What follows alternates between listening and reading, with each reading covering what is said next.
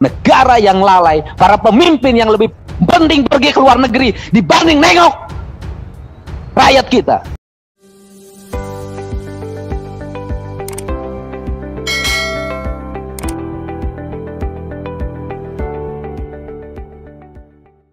Assalamualaikum warahmatullahi wabarakatuh. Halo semuanya, kembali lagi bersama saya. Dan bagi teman-teman yang menonton video ini, sekali lagi saya haturkan terima kasih banyak teman-teman.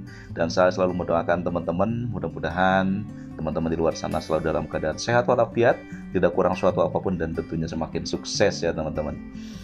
Oke, baik, di video kali ini kembali lagi saya akan mengangkat satu buah video, yang mana dalam video ini ada seorang wakil rakyat yang sebegitu pedulinya terhadap rakyat, ya, terhadap masyarakat.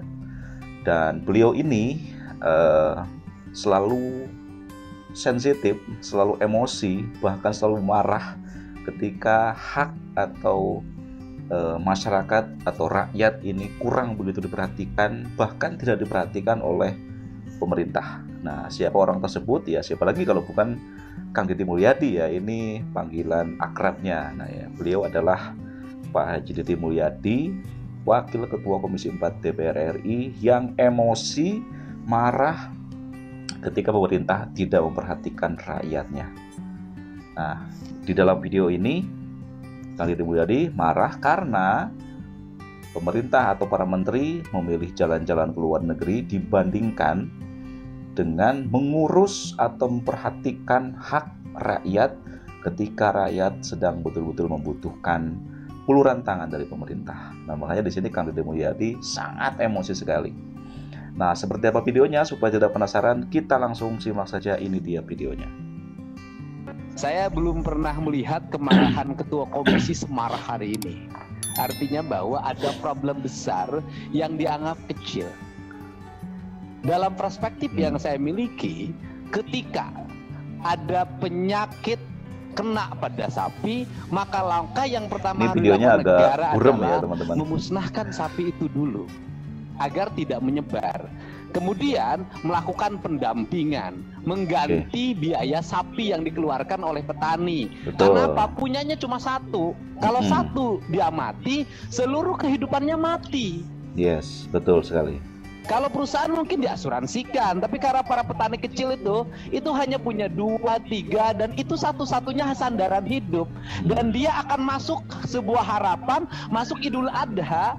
Ketika masuk Idul Adha, dia sudah kerja selama 3 tahun, membesarkan sapinya 2 tahun, maka seluruh keringatnya hilang oleh lalainya kebijakan. Maka saya berkata dari awal, negara, kementerian merumuskan kebijakan awal dulu. Untuk apa? Memusnahkan dan mengganti, tahap pertama. Tahap yang kedua adalah mengkoordinasikan. Kementerian Pertanian panggil seluruh gubernur, panggil pak seluruh bupati, wali kota, camat, kepala desa, sampaikan ini ada ancaman terhadap ternak rakyat kita. Setuju, apa Pak. yang harus dilakukan? Setelah itu saya minta data. Saya yakin Kementerian Pertanian tidak punya data dokter hewan berada di mana, wilayah kerjanya di mana, berapa jumlah yang dilayaninya. Saya katakan kalau yang lain pulang ke dapil, saya tiap hari di dapil. Tiap hari di dapil. Saya tahu sampai hari ini rakyat tidak punya pengetahuan tentang PMK. Tegas. Saya pastikan tidak ada dokter hewan yang ke kandang. Saya pastikan tidak ada disinfektan. Saya pastikan tidak ada suntik vitamin. Saya pastikan tidak ada. Kalaupun ada, sampel. Turun instruksi, datang 3 orang, foto selfie, balik lagi. Ini problem. Nah, sedangkan kementerian pergi ke Brazil berhari-hari. Selama berhari-hari pergi ke Brazil itu, virusnya terus berkembang, rapat di sini hari ini nambah lagi. Sehingga saya minta hari ini solusinya apa yang akan dilakukan. Bukan hanya berpikir vaksin. Vaksin juga nanti ada proses lagi. Juli baru keluar, Juni tanggal sekian. Selama grafik itu Idul Adhanya udah lewat. Wah. Kan harus langkah cepat itu. Di langkah cepat itu harus tersaji di dalam anggaran. Sehingga apa yang harus dilakukan, sampai hari ini saya tanya, pernahkah bupati wali kota dikumpulkan oleh Kementerian Pertanian? Nggak pernah. Pernahkah kepala dinas peternakan di seluruh daerah dikumpulkan, diminta langkah? Tidak pernah. Beda ketika terjadi, semua gempar. Hari ini landai.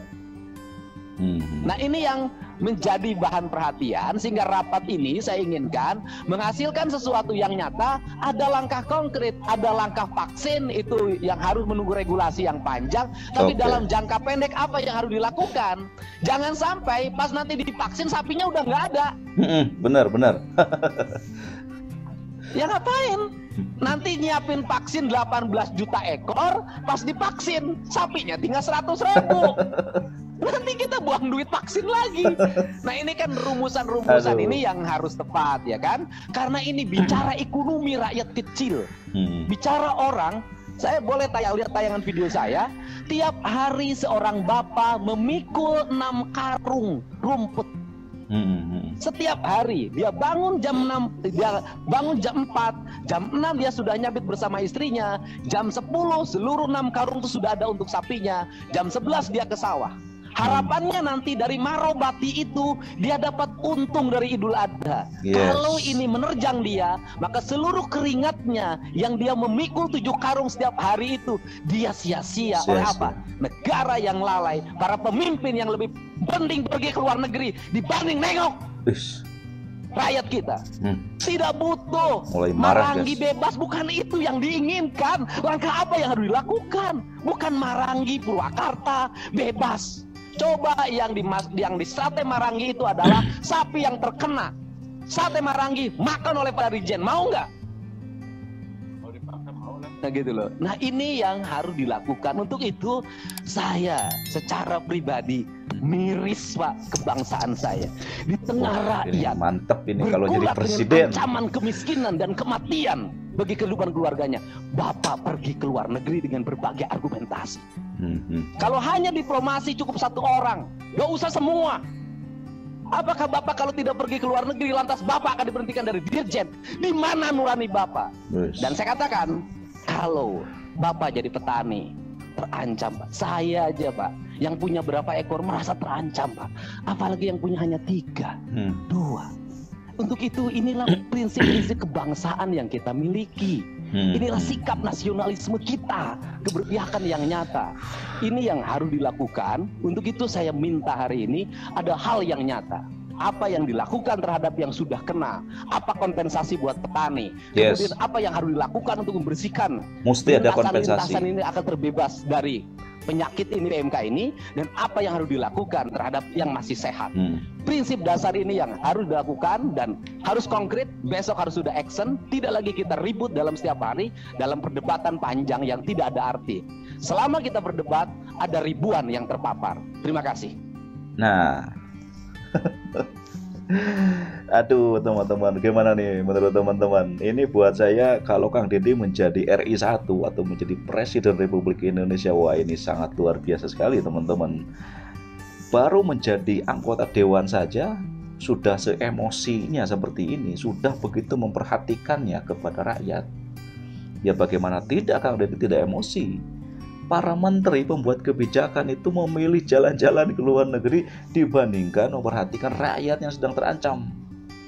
Rakyat yang terancam kalau wabah atau virusnya itu mengenai sapi-sapinya.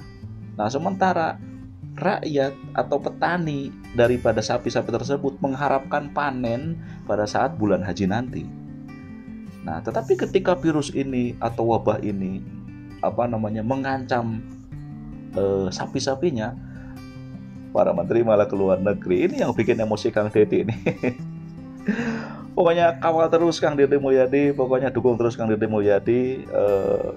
Mudah-mudahan Kang Deddy Mulyadi menjadi RI 1 nih teman-teman. Pokoknya intinya orang-orang seperti Kang Deddy Mulyadi kita harus dukung terus. Ya, dibandingkan dengan berdiam diri, hanya merancang, hanya berteori, ya. Paling tidak kalau ada orang seperti Kang Deddy Mulyadi ini yang action, terjun langsung ke lapangan, itu pasti ada hasilnya. Hasil yang dinikmati atau dirasakan oleh masyarakat. Dibandingkan dengan hanya berdiam diri di belakang meja, membuat undang-undang, merumuskan sesuatu tanpa ada action. Seperti yang tadi Kang Deddy bilang, ketika mengunjungi masyarakat, mengunjungi rakyat paling cuma sampel, selfie, udah pulang buat laporan doang, tidak ditindaklanjuti. Tapi kalau Kang Deddy terjun langsung ke lapangan, menyelesaikan masalah saat itu juga. Nah, bayangkan kalau Kang Deddy Mulyadi menjadi seorang menteri misalkan, gubernur, atau menjadi presiden, pokoknya orang yang bisa membuat keputusan saja. Wah, ini sudah kebayang ya, hasilnya pasti akan lebih baik dibandingkan sekarang. Oke teman-teman lah, pokoknya untuk video kali ini cukup sampai sekian ya. Mudah-mudahan teman-teman di luar sana sehat terus ya. Terima kasih teman-teman yang sudah selalu support channel saya juga. Terima kasih yang sudah menonton video saya. Saya doakan mudah-mudahan teman-teman selalu sukses ya teman-teman. Terima kasih sekali lagi, sampai jumpa lagi di video saya berikutnya. Wassalamualaikum warahmatullahi wabarakatuh.